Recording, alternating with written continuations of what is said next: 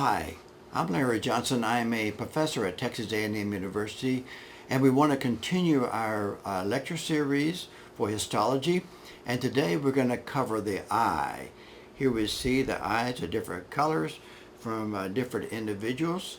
And also in this case, we see where there's been a section through the head of the human, and we can see the cavity of the eye and where the eyelid opens to the eye.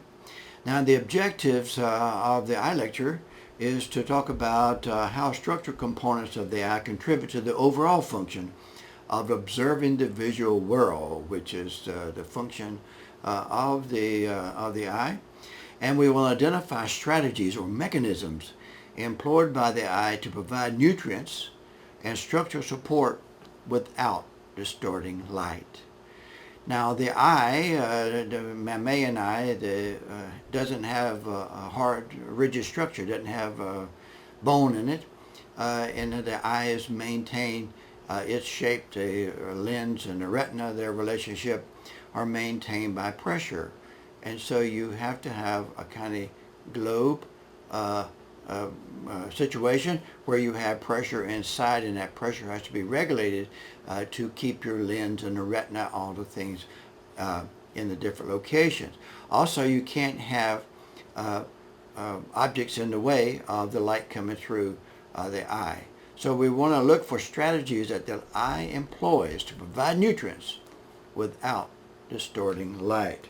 And so we'll divide this presentation in the outline. We can see we will have go through structural components through which the eye, the light passes, goes through the cornea, the lens, and part of the retina.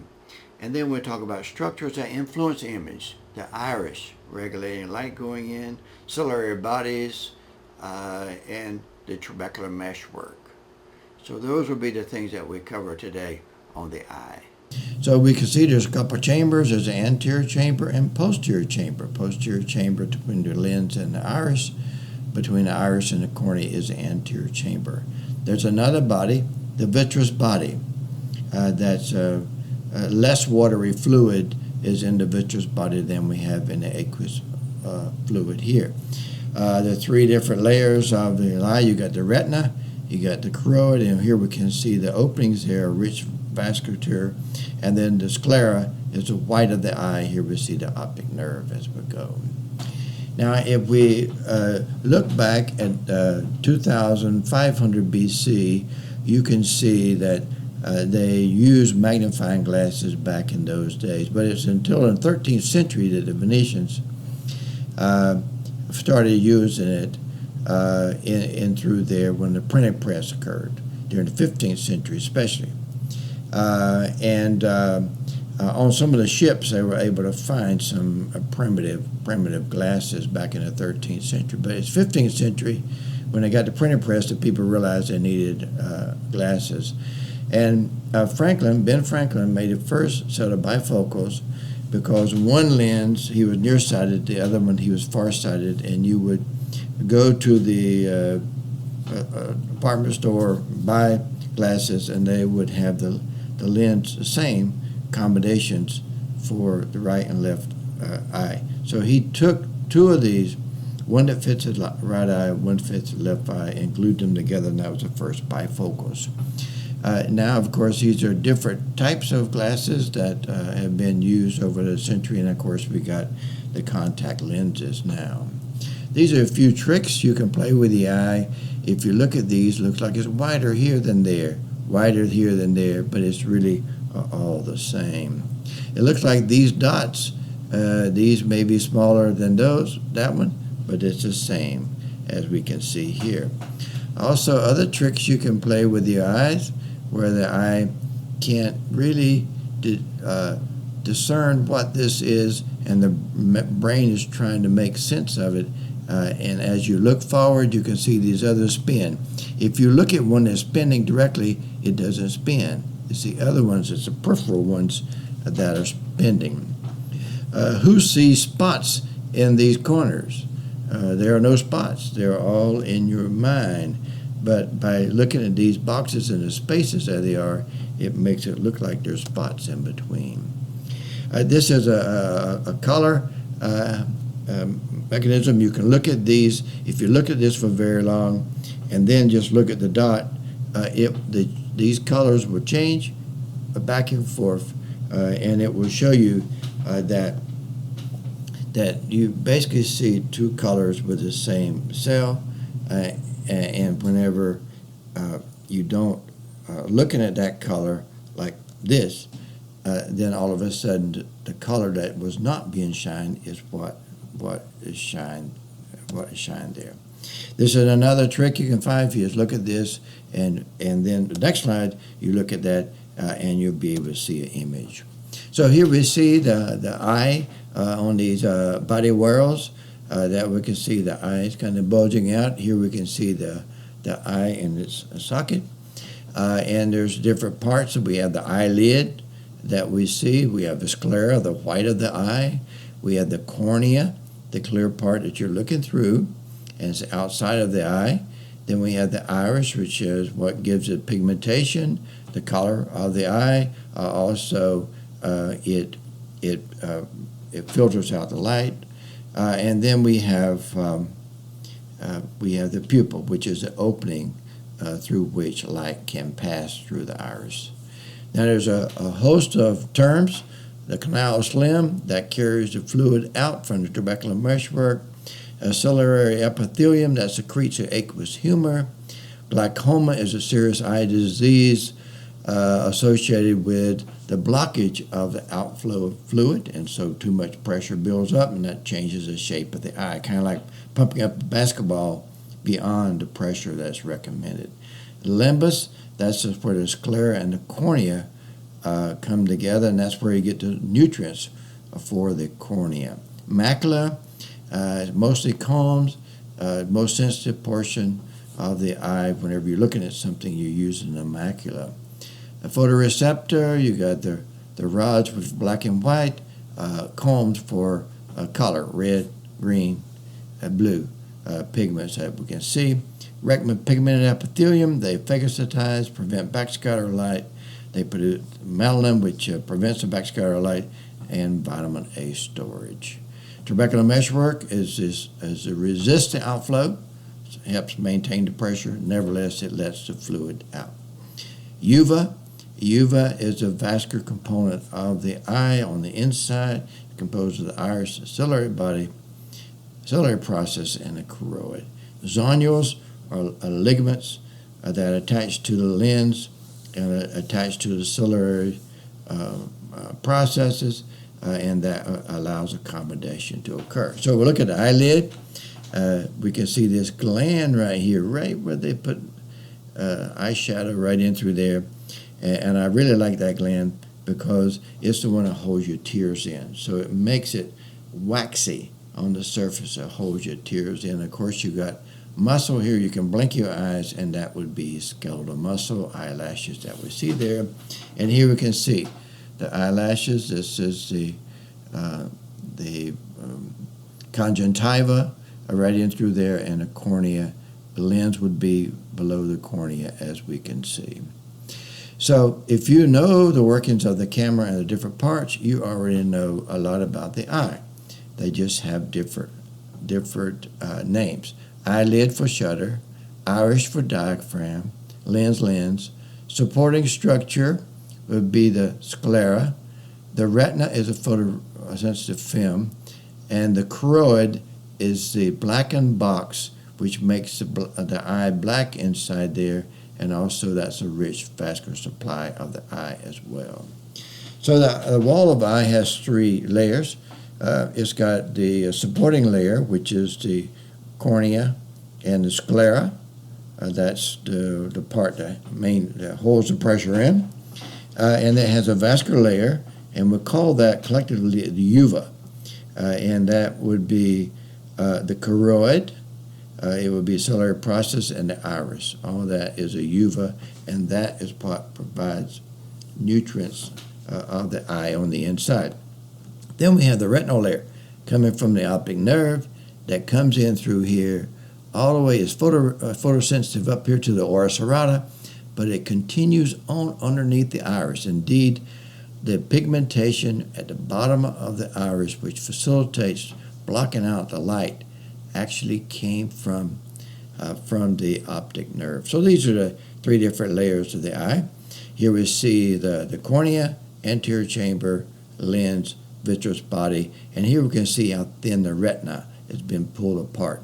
Right there, goes all the way up to the ora serrata, and that's photosensitive all the way up to there, but after that point it's not photosensitive, it's just pigmented, but it also provides a secondary epithelium for producing the liquid of the eye.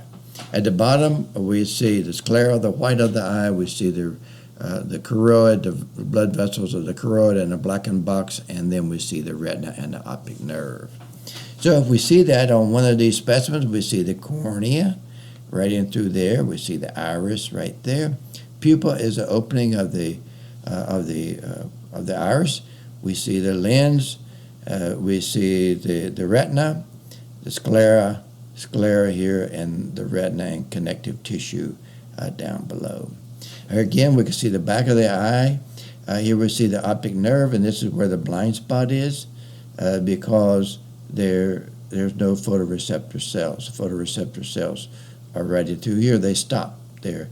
Then we have some nerves on the outside associated with controlling the eye. Anterior chamber, posterior chamber, you have aqueous humor, and a vitreous body, you have vitreous humor down there. So if we look at things through which light passes, cornea, lens, and the retina. Start with the cornea, and you can see the cornea is what we're talking about right here. It has different functions. One is protection.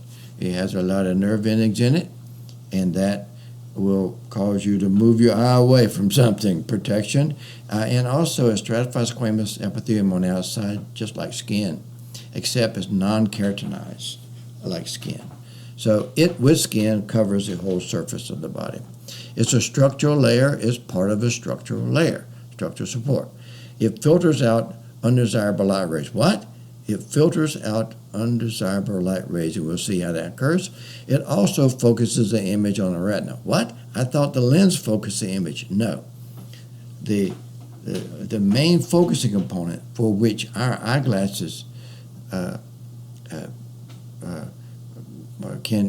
useful is that they're replacing what happens on the cornea itself. The cornea is the main focusing component, and we'll see it in a minute.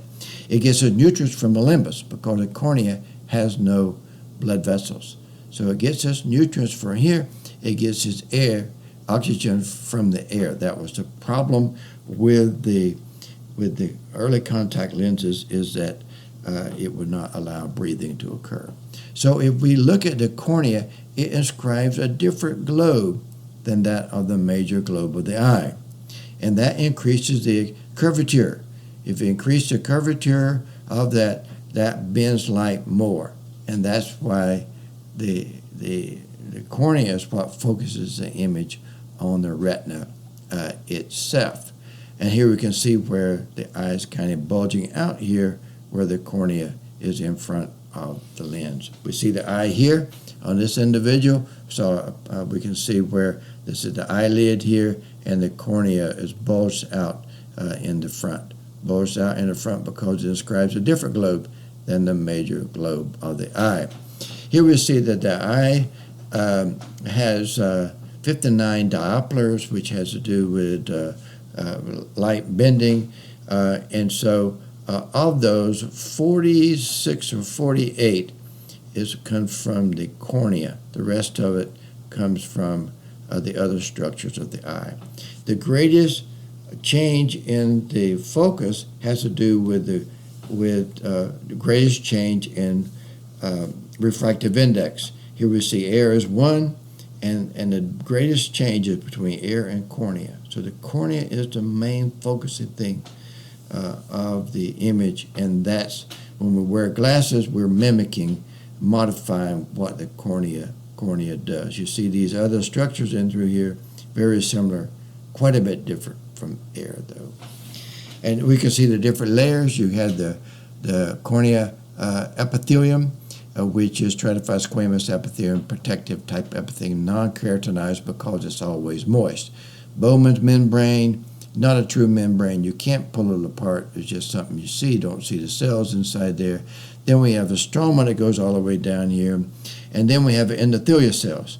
Epithelium, endothelium down here. These are endothelial cells, and this is the anterior chamber right there. The basement membrane of these cells is the descemetous membrane. So it's very, very thick. You can see, actually it's the basal lamina. Very thick. And you can see it. No blood vessels in the cornea. So again, we can see the epithelium with cells all the way up to the surface, non-keratinized, stratified squamous epithelium, the stroma with the keratocyte nuclei or fibroblast-like cells there. Then we see the transport endothelium here, and it transports fluid in through there, and then the descemetous membranes. The descemetous membranes help to be a filter. Then what happens? So nutrients come into the cornea through the limbus at the region, and then it's pumped out of there by these transport endothelial cells. And so here we can see the cornea through their descemetous membrane, and these are endothelial cells, and those endothelial cells is continuous with the endothelium of this trabecular meshwork as well. As opposed to the epithelium, you have the epithelium on the surface of the cornea, and that's continuous with the conjunctiva or the white part of the eye. Here we have the sclera, cornea, and right in through this region would be where the limbus would be. Here's the iris, the posterior chamber, anterior chambers that we can see. Now, if we look at the stroma in the cornea, right in through there, below the epithelium and above descemetous membrane, we can see these are stroma cells here, and look at the collagen that they produce. The collagen runs perpendicular to one another. In fact, you can see it here. And in doing so, it filters out light, undesirable light. Light that doesn't come directly in is filtered out. And so we don't, it participates in what we'll call destructive interference. And so that is eliminated. So the rest of the eye doesn't see that. And so a selection of what you see already occurs in the cornea, and that's in the stroma part of the cornea. So here we see the epithelium, stroma, descemetous membrane, and then we have the endothelial cells. And it's here that you have this lining up of the collagen fibers that eliminates indirect light rays that you can see.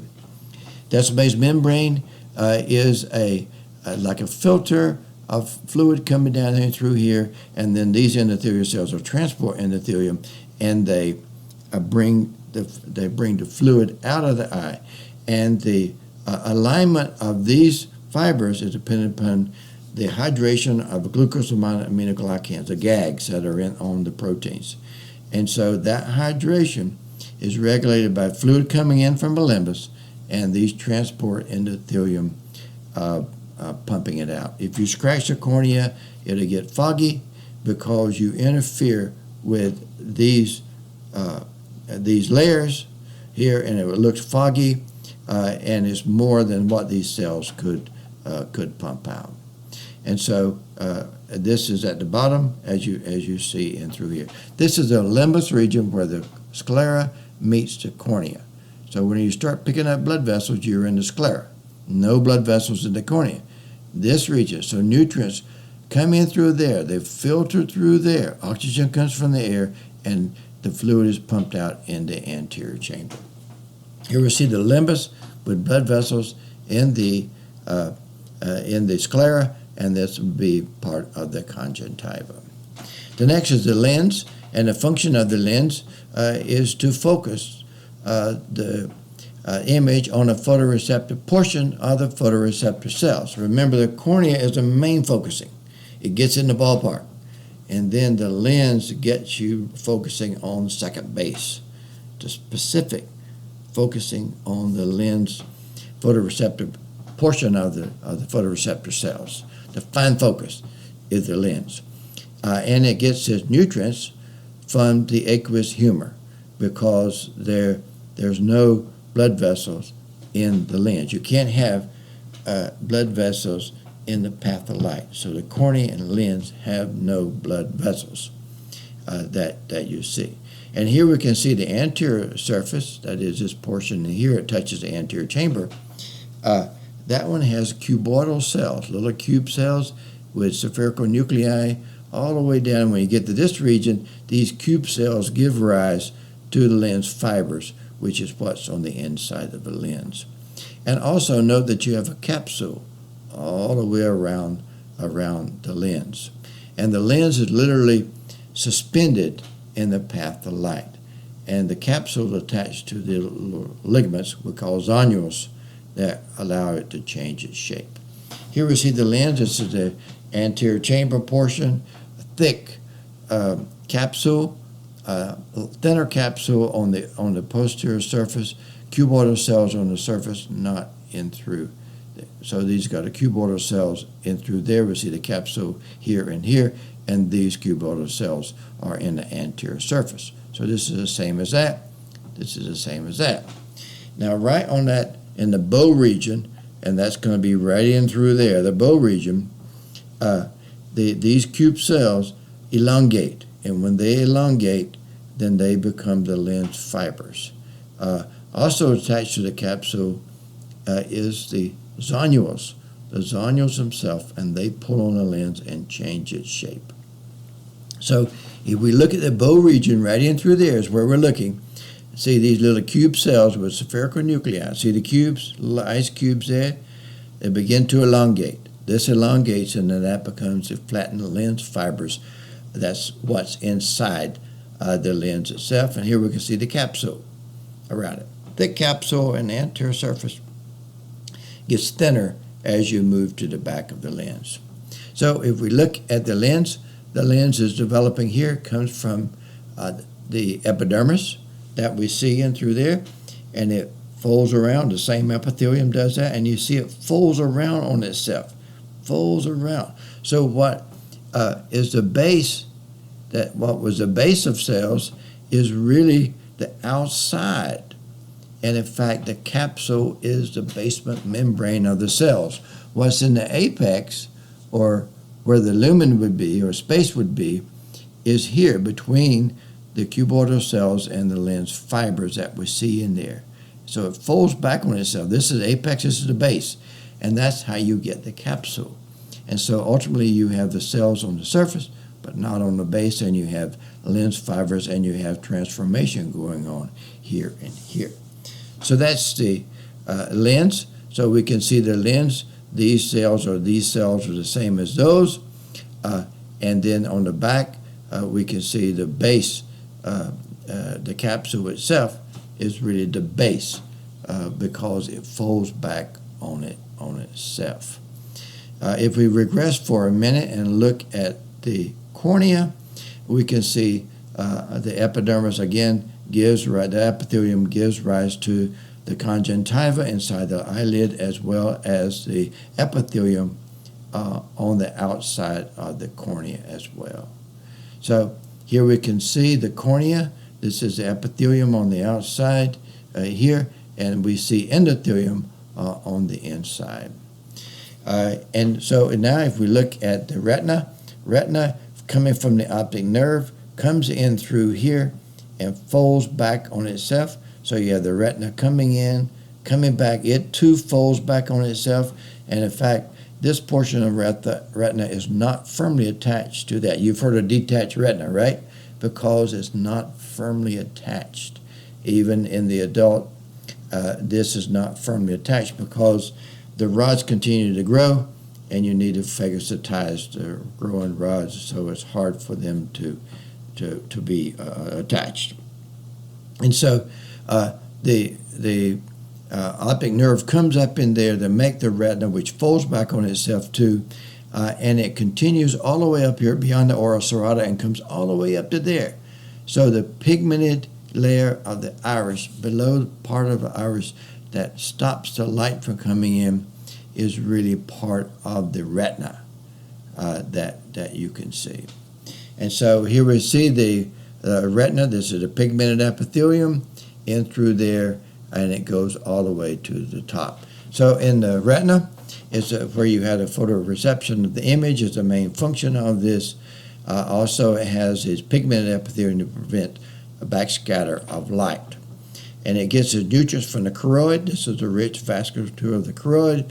There's also blood vessels in the retina themselves, but here we see the combs and the rods and the pigmented epithelial cells that we see there. So the four layers we're concerned with is the pigmented epithelium, which is attached to the choroid. It's attached, it's firmly attached. So if you have detached retina, the pigmented epithelium still stays attached to the choroid. It's that the photoreceptor cells pull away from the pigmented epithelium in the case of a detached retina. So we have photoreceptor cells, rods and combs. We have bipolar cells. Then we have ganglion cells. And the ganglion cells tell the brain what they see.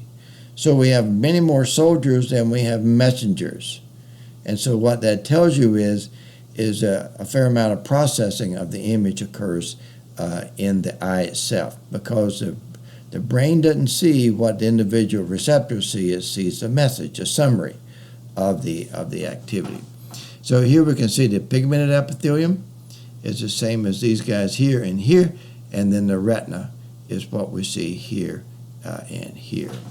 So here we see the pigmented epithelium, the rich choroid through there. We see the photoreceptor cells. Here's our nuclei. Here's the photoreceptor portion, bipolar cell nuclei, and the ganglion cell nuclei that talk to the brain. We have rods that are shaped like rods, and then we have other ones that the non-photoreceptor portion. This is the photoreceptor portion. The rest of the cell is what has a comb shape, like an ice cream cone, lots of mitochondria in through their pigmented epithelium that we see right here. So here we can see the ends of rods that got pulled out from the pigmented epithelium. So you have just free rods sticking into the surface of this pigmented epithelium. Where you had combs in through there, and if you cut right through there, you will see many, many rods, but this is where the comb would be, right in through there, which is spaced and held apart by this fat part of the comb. And so if we look at these, we see the comb, the ice cream combs, and the rods, and we see the pigmented epithelium with its pigment, which actually projects up a little bit between the rods and the combs. So we have the ganglion cell layer, the bipolar cell, photoreceptor cell. It should not have a space here. That's artifactual space here. Pigmented epithelium, rich choroid, another artifactual space, and then the sclera that we see. Photoreception occurs right in this portion of these photoreceptor cells. So again, we see the rods, the combs that we see in through there. We see the optic nerve, and this is artifactual space where they pulled apart. Bipolar cells, ganglion cells, photoreceptor cells. Here we see the combs, ice cream cone shape, and the rods and the photoreceptor cells. This is the nuclei of photoreceptor cells, and this is the pigmented epithelium that we see. Now, the rods see black and white, but the combs see color, red, green, and blue. And so if we wonder why you have that, because it's advantageous for you to see color. For usually new plants are golden. Robert Frost talked about it. Nature's first green is gold, her heart is hue to whole. Her early leaves a flower, but only so an hour. And so those are more nutritious. So it's better for an animal to be able to recognize those. The newer plants, they have color. So if you got color, if you can see color, you can see the most nutritious plants to eat, and that would be advantageous evolutionarily. So where do we find the primary colors? Everyday life. One place is a stoplight. We got red, we got green. Why did they choose those colors? Why didn't they choose maroon? Why didn't they choose purple? They choose those colors because that's the colors people see. The other color we don't want to see. We don't want to see blue. That's why police chose blue. They didn't choose green or yellow. They choose blue. Another color different from these, again, of the three colors that you see: blue, red, and green. And so here we can see that there is a biochemical explanation for photoreception. Rhodopsin here hits light. It changes the limb rhodopsin, goes to metarhodopsin. That changes scotopsin. And whenever you have a light hit that, it causes an action potential that you're able to see. Down here we have vitamin A. Vitamin A deficiency causes night blindness because you can't resynthesize rhodopsin unless you have vitamin A is important in resynthesizing. So light and dark adaptation. Adaptation is where you adapt to the light.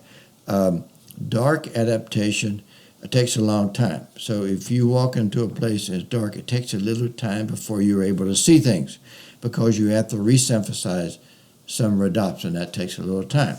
Light adaptation is quick. It's just neurological. Saying, oh, you're too sensitive, shut down. So the nerves tell it to shut down. You blink your eyes a couple times, you're ready for the light. But not so for the dark. That's why it takes a little more time for dark adaptation to occur. Here we see the rods and combs, and they have these many plates, about 2,800 plates in there, and that's where you have the color pigment in the case of the comb, or you have the rhodopsin in the case of the rods. This continues to grow. The rods continue to grow. As the rods continue to grow, the pigmented epithelium phagocytizes the ends of the rods. And so this may be why this is set up this way, so light comes in through there, can't go through here. And so associated with phagocytosis is pigmentation, and you can't have pigment in the path of light. So what are all the things that the pigmented epithelium does? One, vitamin A storage. Remember, for you to have rhodopsin synthesis, you need vitamin A.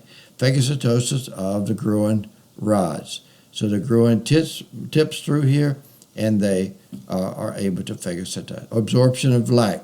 So you have melanin granules that absorb the light, that prevent the backscatter, prevent sharp focus. Nutrients to the retina. So you have nutrients next to the choroid. Choroid below is providing nutrients that's going to be transported through these cells to the retina. Also, the blood-retinal barrier. And so you have these tight junctions, the zonio-occlusion, zonio-adherence. And so these tight junctions prevent access of immune cells and immune substances to the eye. And so it's part of the blood-retinal barrier, like you have a blood-brain barrier. You have a blood-retinal barrier too. And this is one of the part. Another part was up in the cornea, where we had the endothelial cells. The tight junction between those endothelial cells also contributed to that barrier. Another component is the blood vessels have continuous capillaries, which are not leaky capillaries in the retina and the iris and the ciliary bodies. All those contribute to the blood-retinal barrier, or the blood aqueous barrier that we have. Here we see the melanin granules. You can see the rods here with the many plates. That's going to be phagocytized. The tips of it must phagocytize as it continues to grow. Here we see the choroid. It also has melanin and melanocytes in through there that helps make a blackened box. And so we have the rods and comb, pigment epithelium, the rich vasculature of the choroid, as well as melanocytes. So if we look at the cornea and how it interacts, makes light interact with the retina, we see there's two areas. One is just off the center a little bit. That's the macula. That's the main focusing area. When you focus to a specific person or object, you're using your macula. That's why you don't want to look at the sun during the eclipse, is because it would burn out your macula. Now, we have one macula per eye. Birds may have a dozen, and so they're able to see more precise than you and I can. They can see a little mouse even though they're up way high in the air. So this is the best vision, and the least valued vision, of course, is no vision at all, is where you have a blind spot. That's where the optic nerve comes in. So a couple of things you see at the back of the eye. One is the best vision, and one is the blind spot. Here's the blind spot. It's a blind spot because the optic nerve comes in through there, and the photoreceptor cells do not go over that hub that's there. Here we see a monkey eye, a pigmented epithelium, combs, rods, photoreceptor cell nuclei. Here you can see where the retina does not continue over where the blind spot is, so you don't have photoreceptive cells in through there. And here we see the macula, where blood vessels that are in the retina are fewer right in the macula, very rich in the blind spot that you see there. Blind spot and the macula that we see there.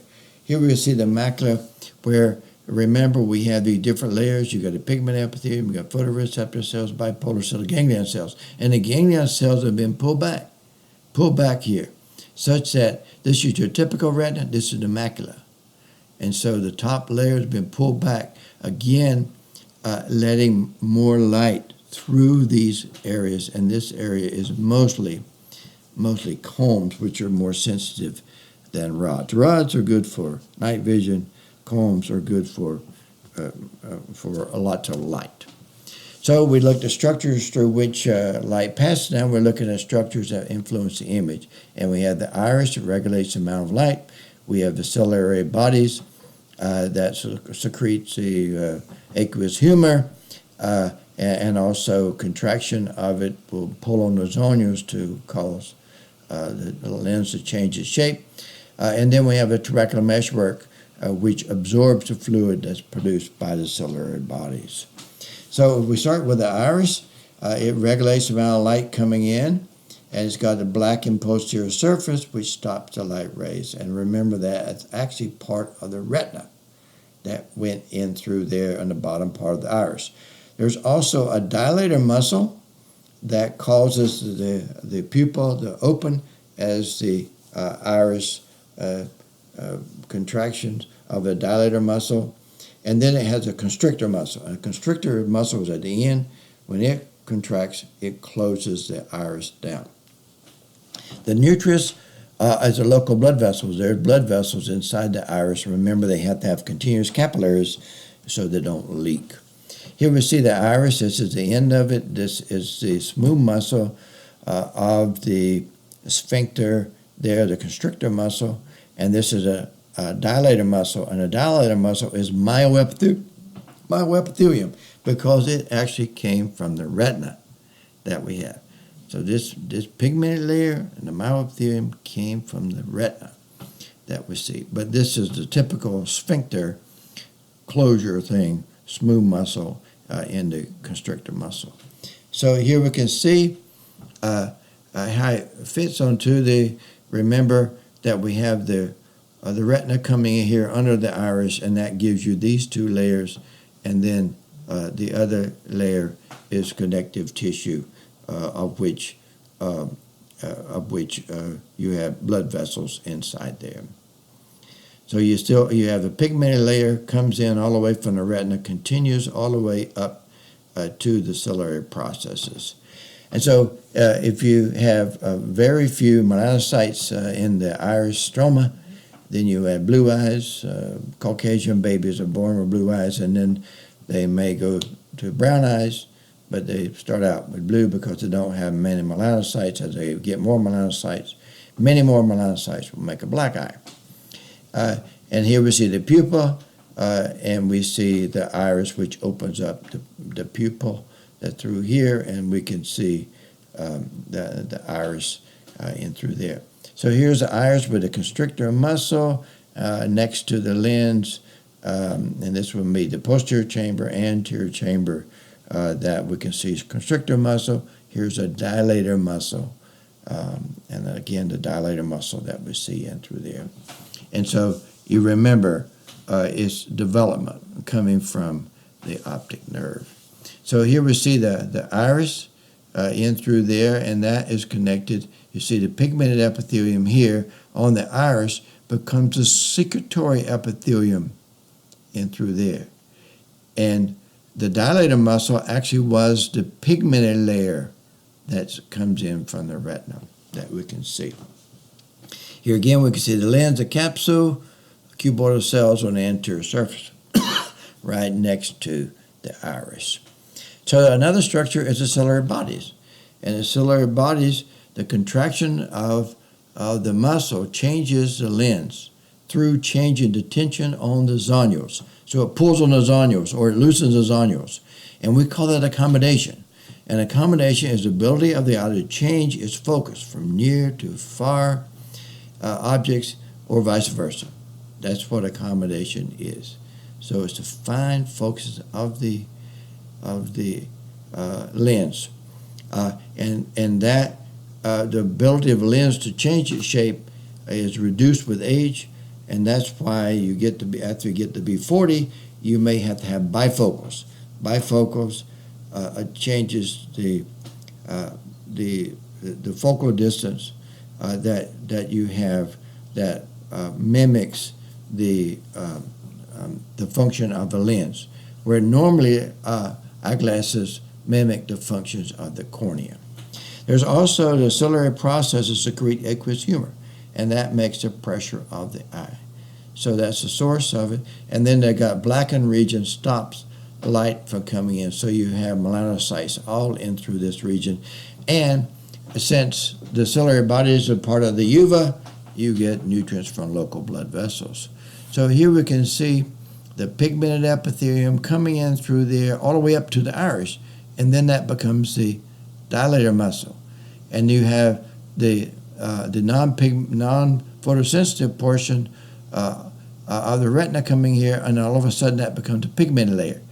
That non-photosensitive outer layer portion, which was the same as the retina, is the part that secretes the aqueous humor.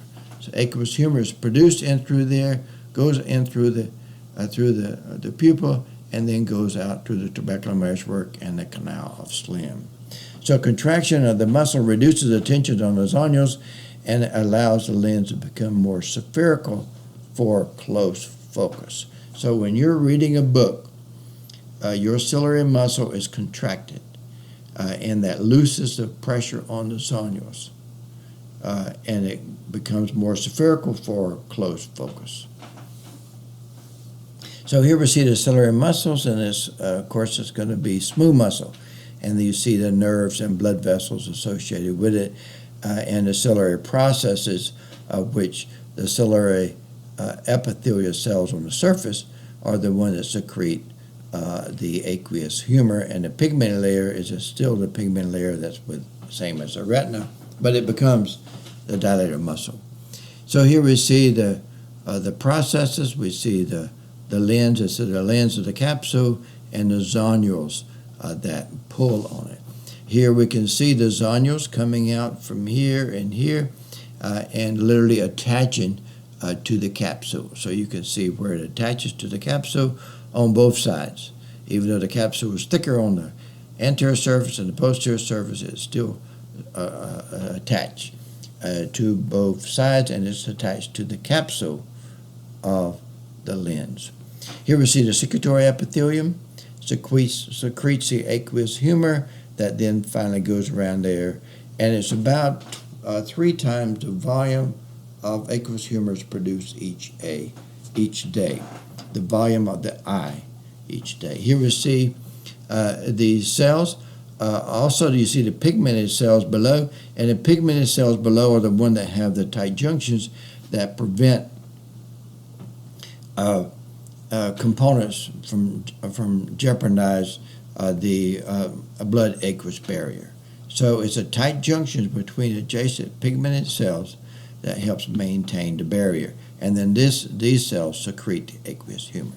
So you have the secretion of the aqueous humor of these cells on the outside cellular processes, and all of a sudden these cells give rise to the pigment layers of the iris.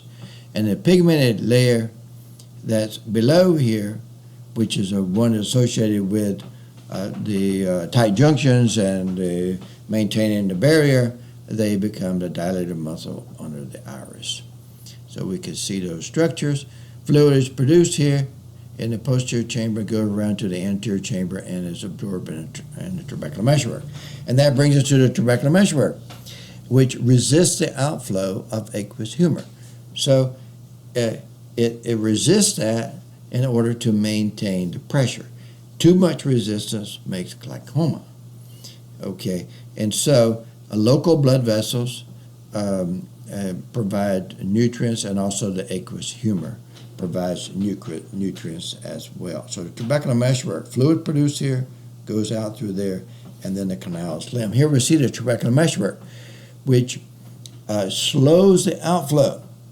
It does allow outflow, but it resists the outflow. Outflow of aqueous humor, site of secretion in the posterior chamber, anterior chamber is where it goes out.